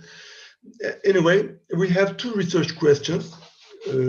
The first question is about the main concepts which are referred to the selected communication and media technologies, namely newspaper, radio, television, and cinema. These are the communication technologies that we have selected for our research. And the second research question is about how these concepts are mapped together on a two-dimensional space. Therefore, we are looking for the relationship between those concepts and these four media technologies: newspaper, radio, television, and cinema technologies. For the methodology, we have adopted the oral history methodology as the main methodology. As we all know that oral history is quite important about the people's experiences. So it's about not the written history, but it is about the experience history. And this is something very important for our technology definition, technology as lived experience. Therefore, we have to use this oral history. For the sampling, we have decided to make sampling for the two levels. The first level was about the purpose of sampling. And then we started to go on with this purposive sample frame with the snowball sampling, and we came up with 70 participants, both professions and media content consumers, in order to get a holistic approach. And after the oral history interviews, we had approximately 1,200 pages, and all those pages are the interviews and transcribed. And this transcribed text is analyzed with NIME Information Miner, an open software, especially designed for data analytics, and it has lots of textual analysis capabilities. And finally, we adopted the correspondence analysis methodology with the use of two modules from R, which is another open software, of course, for the improved statistical analysis. Let me present the findings. In terms of the research question 1, the network graph, we have provided a network graph, which was drawn with the use of Fruitman-Reingold algorithm.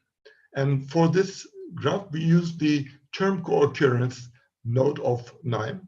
And let me just give a brief information about term co-occurrence. This node provides the co-occurrence of frequencies of terms within the same sentence. So it is a node which is useful for analyzing the frequency, analyzing the association between the concepts.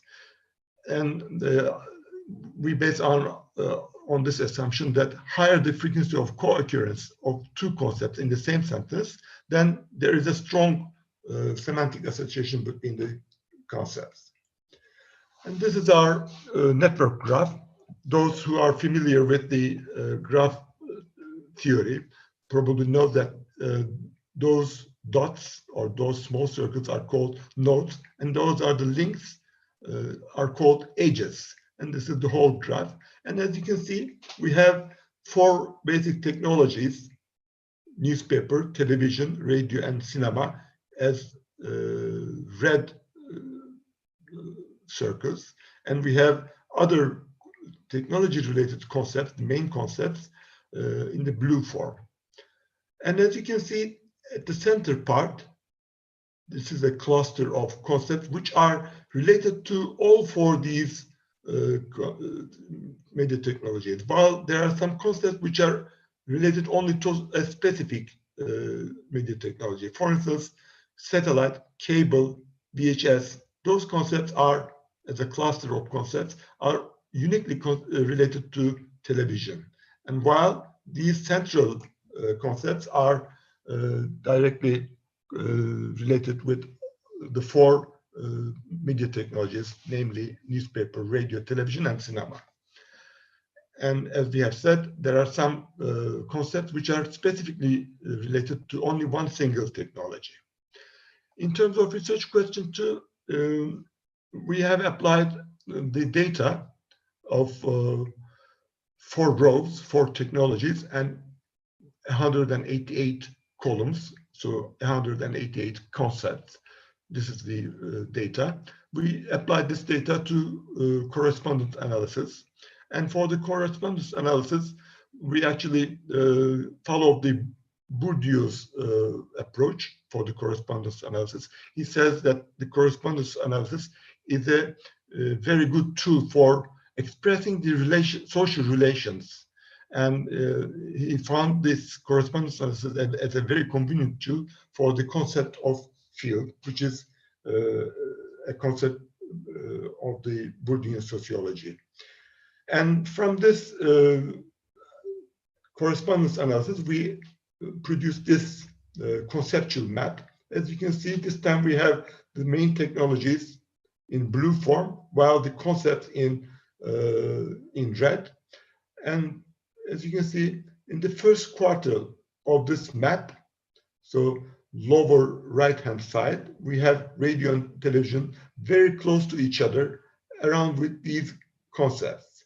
However, the other technologies, newspaper and cinema, are very distinct from each other, and they are also distinct from radio and television. This map explains the relationship between these 4 media technologies and their related concepts up to 70%. The first dimension is approximately 80%, and the first dimension is about 48%.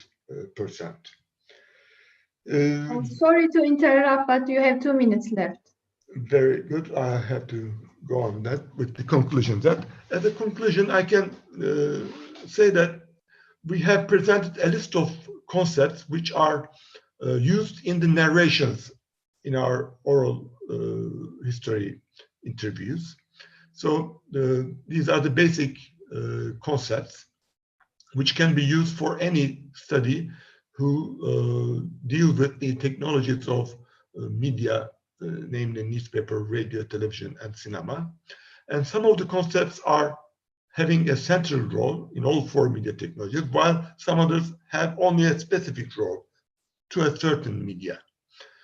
And another conclusion is that we have TRT as the public broadcaster of Turkey.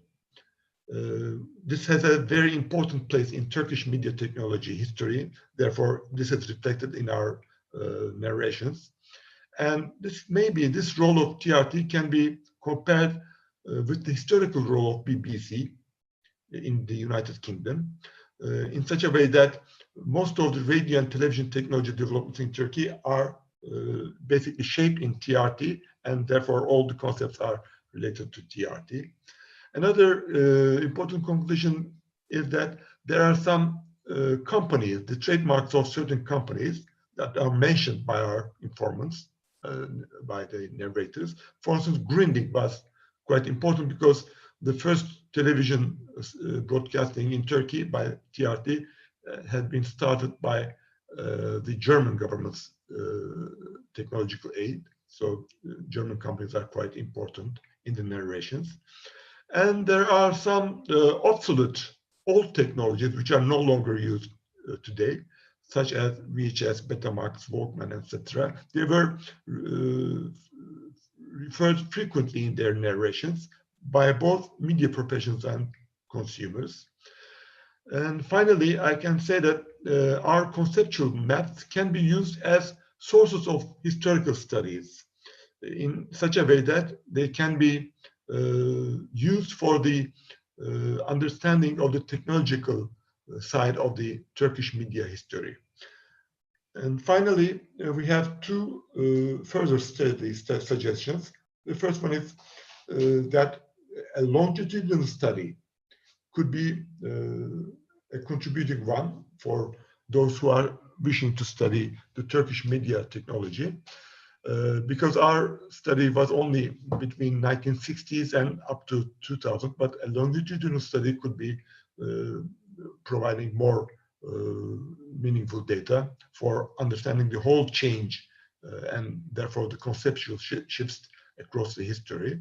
And second suggestion is a comparative study that would be enrich our research findings in such a way that if you compare the findings that we have presented here for Turkey with a developed country, then we could see the techno-cultural differences between the two countries, which the countries like Turkey, which are the importers of technology, and for instance, like Germany, who are the exporters of technology.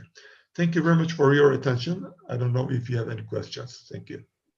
Thank you very much. Now we don't have time, so we have to move on to the next presentation. Our next presenter will be Çağlar Ezikoğlu, and his study is called An Example of Political Communication in Turkey, TBMM TV. Thank you so much. Today I will talk about the title of the example of political communication in Turkey from the case of TBMM, but I would prefer to say TBMM TV. I don't have any PowerPoint slides because I know I have only 10 minutes, and I would like to try to focus only in the important points in my paper. And I would like to summarize my paper especially. The political organizations and leaders, due to the nature of the political communication, are obliged to convey their political activities and messages to the citizens.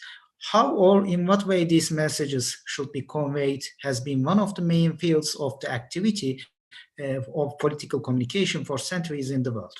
And when viewed from a general perspective, then politics is a phenomenon that occurs in every field in our daily life. And when examined specifically, it is seen that some places are more important and the parliaments are the leading ones. And the main subject of my paper is to show how the political parties works and how political parties' messages are conveyed to citizens in political communication, in light of the political communication, in terms of the case of the TBMM TV in Turkey. And I especially focus how and why Turkey needs the broadcasting of the parliamentary works, and Turkey needs the parliament televisions. And when I look at the literature about it in terms of the political communication, there are very few studies about it. Ayşe Asker and Mini Yıldız directly focus on the TBMM TV, and both of them are not focused in the role of the political communication. They try to put only the TBMM TV's legal basis of in Turkey, and I try to fill this gap in the literature. But I know I don't have enough time, but I would like to summarize why and how Turkey needs this parliamentary television in terms of Turkish political life. However, we need to say that we can see this same issue in the world. The development of parliamentary televisions around the world has become more important, especially in the second half of the 20th century. And the UK, United Kingdom, is one of the most well-known examples in this regard. And we can see the serious discussions to establish a parliamentary television in the UK. And after especially with the second half of the 1970s, the process would begin, and the British Broadcasting Company started to broadcast the parliamentary works. And we can see the similar issue in the United States and other European countries like France and Sweden. I will provide these details in my full paper, but I try to focus more the Turkish case and the parliament TV in the Turkey. The concept of, or the discussion of the public broadcasting in Turkey started with the establishment of Turkish Radio and Television Corporation, TRT, in the 1960s. However, this debates about the broadcasting, I think it would start before this time, maybe when the Turkey has started the multi-party life in Turkish politics. before the multi-party life is during the single party rule in the 1920s or 1930s. Turkey has only the radio, and the parliamentary works has been came to the citizens with the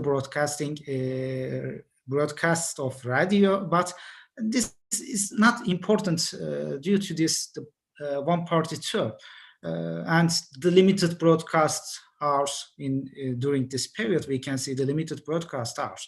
However, with the establishment of Democratic Party in the 1946, the transition to the multi-party life, and we can see the starting of the discussion how the parliamentary works should be broadcast in the Turkey. Because when the Democratic parties rise to power in the 1950, and when the Democratic Party has became a ruling party, the opposition party started to criticism against the radio broadcast. The opposition party is the Republican People's Party, CHP or CHP, and CHP announced the critics against the Democratic parties in terms of the radio broadcast. One of the CHP deputy, Bülent Ecevit, and his the next leader of the CHP in these years, and Ecevit says the assembly is a supreme body and therefore its activities are so important. But the state radios are unaware that even that there is a CHP in the parliament. And Ecevit and other deputies in the CHP especially criticize the Democrat Party's policies against the public broadcasting radio in the parliament, because the the radio programs are always mentioned about the Democrat Party's policies or Democrat Party's message or Adnan Menderes' speech, etc. As a result of this, we can see the serious criticism against this issue. However, when, as I said, establishment with the TRT, Turkish Radio and Television Company, both ruling and opposition parties would try to express their opinions. Most of the opposition parties criticized the ruling party in the 1960s and 1970s, why the TRT did not give us the time about our propaganda, our policies, our party policies, our propagandas, etc. But in the 1960s, 1970s, we couldn't see the discussion about the parliamentary votes. However, after the 12th September military coup in the 1980, we can see the discussions about the Turkish parliamentary televisions into Turkey, because after following of this military coup, we can see the ruling party as ANAP is a motherland party in Turkey, that ANAP has won the election. And Turgut Özal is an important figure for the political communication. Turgut Özal especially focused on the importance of the political communication, and Turgut Özal tried to use the TRT for ANAP's motherland party's political propaganda, political communication, and he organized a television program in the TRT. Maybe some of you remembered, is in Turkish İcraatın içinde. And TRT has been used by the ANAP to transfer the Özal speech, message, promises to the citizens. And most of the opposition parties, especially CHP or Social Democratic Populist Party and Trupa Party, Doğru Party, SDP, started to increase its criticism against Özal. And the other important issue, the first, maybe the private television. The first private television has been established in the 1990 in Turkey, and the two owners of this television, as the television name was the Magic Box, or maybe as the Star Television. And one of the owners is the Cem Uzan. The other one is Ahmet Özal. Ahmet Özal is Turgut Özal's eldest son, and as a result of these developments, TRT was controlled by ANAP, and the first private television was controlled by ANAP. The CHP and DYP increased this criticism, and both of the parties said Turkey needs the parliamentary television to use the other political parties, to show the other political parties' messages, other political parties' speech to the citizens of the Turkey. And following up the loss of ANAP's power in Turkey, and we can see the coalition between CHP and DYP in the 1991 elections. Both of the political parties started to establish, started to create the parliamentary televisions in Turkey, and the protocols signed between TRT and TBMM Turkish Parliament in 1993, and the broadcast has started in the Turkish politics. As a result of this, I try to conclude that the political conflicts between the ruling parties and the opposition party are hard to create, are hard to establish in the Turkish in the parliament television in Turkey. And this television is an important political communication tool for both ruling parties and the opposition party. And today we can see maybe the similar discussions, similar critics from the opposition parties against the ruling party. We can see the similar discussion, but we don't forget that this is an important, the TBMM TV is an important tool for the political communication in Turkey. Thanks for your attention. I welcome your question and comments about my paper. Thank you. Thank you very much.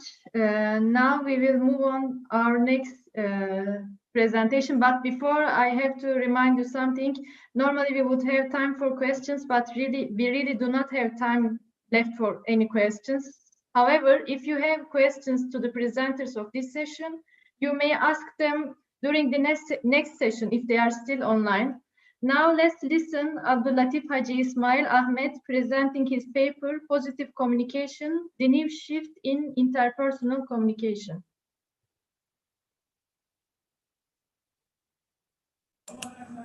Okay, thank you very much. Can you hear me?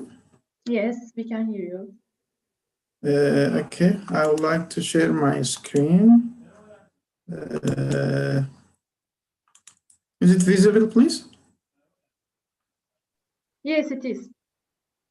Okay, thank you very much.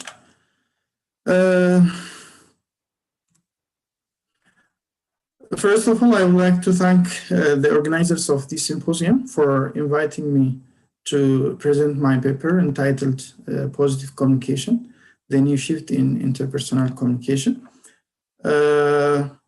Just to make my presentation as brief as possible, I would like to follow this outline, simply focus on introduction, evolution of positive communication, the definition, contents of positive communication, the practice, and finally try to wrap it up. To begin with, for a long period of time, scholars in the field of communication have focused on the dark side of interpersonal communication because they were dealing with how to solve the problems and the role of communication in solving the communication challenges and problems, barriers. And this has created a sort of unbalanced proportion between the positive and negative side of communication. For this reason, the new scholarship is calling for a paradigm shift to balance between the two sides of communication. The paradigm shift here is to focus on the positive perspective, which was less accentuated in the past time. As a field of study, positive communication is a new branch of communication which examines relational communication that promotes happiness, health, and well-being. It tries to bring about personal and relational happiness However, irrespective of these virtues, positive communication remains under-researched. And for this reason, this paper aims to explore the emerging paradigm shift in the new scholarship. When we come to the evolution of positive communication, it is not easy to say there is not any study on positive topic in the past. There existed, but the dots among these scattered studies didn't come together to create an organized framework of this positive perspective in interpersonal communication. And for this reason, scholars are now calling for focusing on that bright side of communication. Again, the evolution of positive communication is somewhat linked with the development of positive psychology, which focuses on the same goal, that is accentuating the positive perspective in human behavior and interaction. So born out of urgency to studying communication in the realms of happiness and social change, positive communication scholars have a clarion call for scholars in the field of communication to contribute on frameworks and theories in the field of positive communication. And following this call, a lot of contributions have been made in different forms, like different books have been written in this area, chapter of books, articles, conferences, journals, programs were inaugurated, and some departments and courses are opening in different universities, especially in America. However, still there is a dearth of theoretical and practical frameworks to consolidate positive communication. Some examples of the major contributions in the field of positive communication include these ones. These are major books in this field. The positive side of interpersonal communication, positive communication in health and wellness. Both of these are authored by the founding father of positive communication, Professor Thomas Socha. And it is in this book that he actually came up with the proposal of positive communication. And in the 2014, Dr. Mirval also came up with the art of positive communication, in which he proposed or designed a model of positive communication, which we will see in the next slide.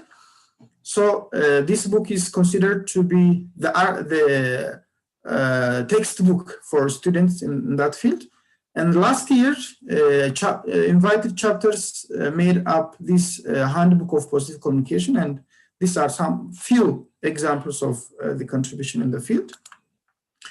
Just coming to the definition of positive communication, different scholars have tried to define it in different ways.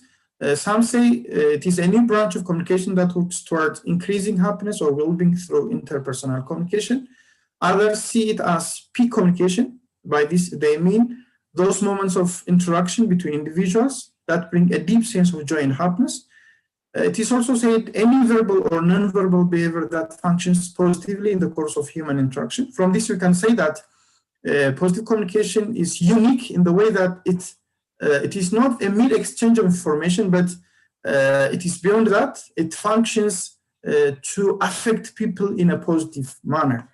So we can say a mere absence of negative verbal and non-verbal communication cannot make up a positive communication, but there must be presence of positive enhancing and facilitative talks that contribute to the positive relationships and thriving.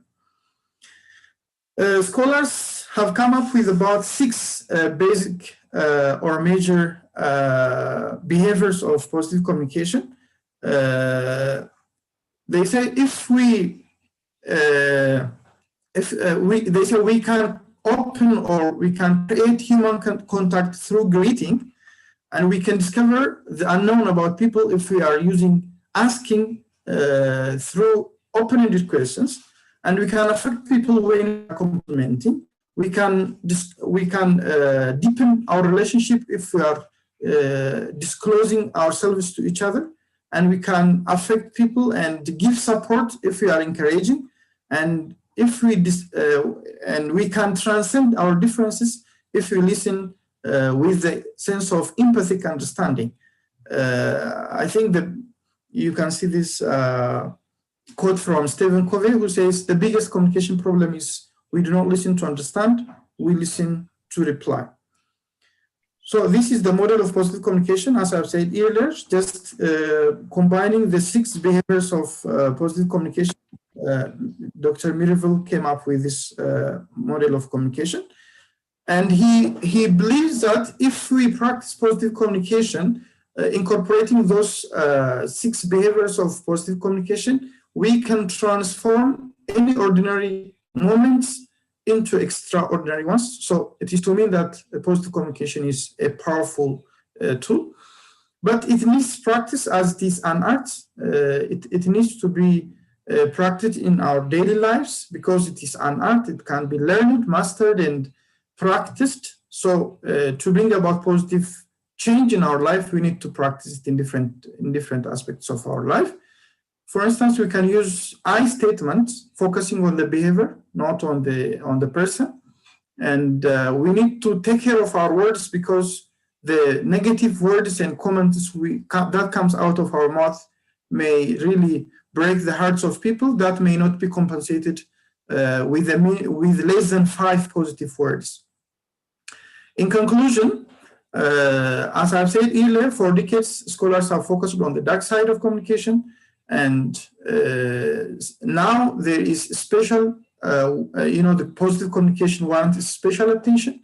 And for this reason, we need to focus on studying and making researches on this new field of study by accepting the call of the pioneering scholars who have proposed expansion of conceptual frameworks for this new field of study. And finally, I would like to bring my presentation to end with a quote from the pioneering scholar of positive communication, Professor Socha, who says, if such a shift that is accentuating the positive perspective is taken seriously, studies would focus less on the role of communication in solving problems and more on the role of communication in creating conditions that may prevent those problems. Thank you very much and stay safe. Thank you very much for your presentation. Now I am leaving the moderation to Kenan Ateşgöz. I hope you all have a healthy day.